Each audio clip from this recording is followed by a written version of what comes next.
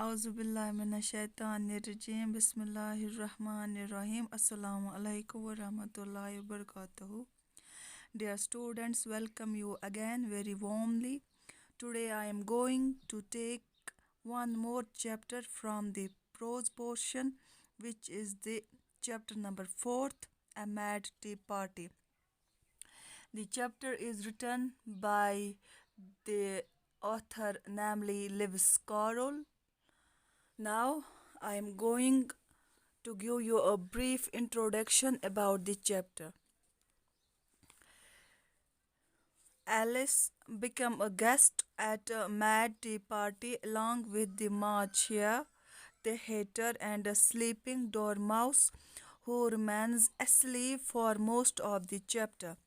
The other characters give Alice many riddles and stories, including the famous Why is a Raven like a writing desk. The hater reveals that they have tea all day because time has punished him by eternally standing still at 6 p.m. tea time. Alice becomes insulted and tired of being bombarded with riddles, and she leaves claiming that it was the stupidest tea party that she had ever been to. This was the introduction of the chapter. Now I am going to discuss the explanation of the chapter. Else approaches a large table set under the tree outside the Marchier's house and come across the Mad Hatter and the Marchier taking tea. They rest their elbows on a sleeping dormouse who sits between them. They tell Alice that there is no room for her at the table, but Alice sits anyway. The March here offers Alice wine, but there is none. Alice tells the March here that his conduct is uncivil, to which he rejoins that it was uncivil of her to sit down without being invited. The Mad Hatter enters the conversation, opening the Alice's hair wants cutting.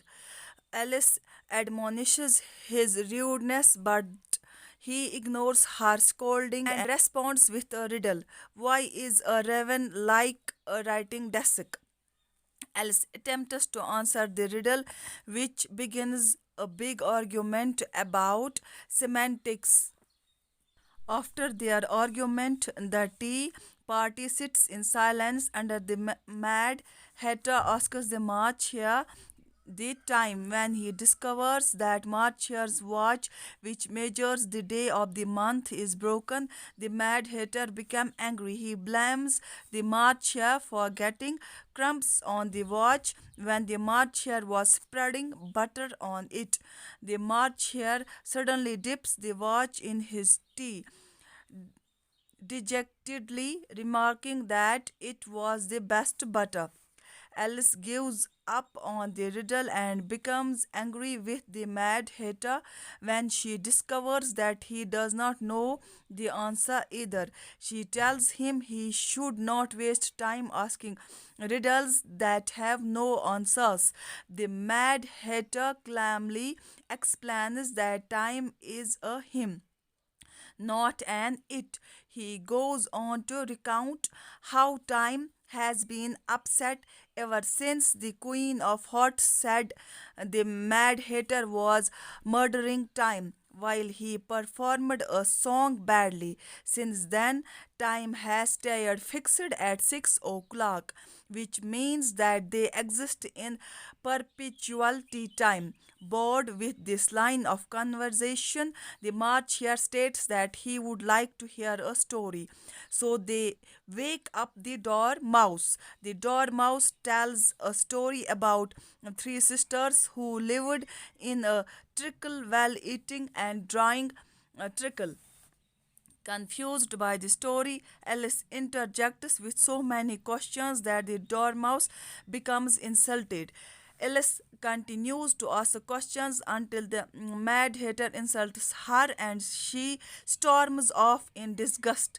As she walks, she looks back at the Mad Hatter and the March Hare as they attempt to stuff the Dormouse into a teapot.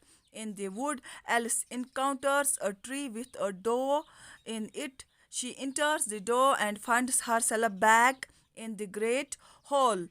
Alice goes back to the table with the key and uses the mushroom to grow to a size that she can reach the key, then to shrink back to the size that she can fit through the door. She goes through the door and at last arrives at the passageway to the garden. This was all about today. Stay home, stay safe. Assalamu alaikum.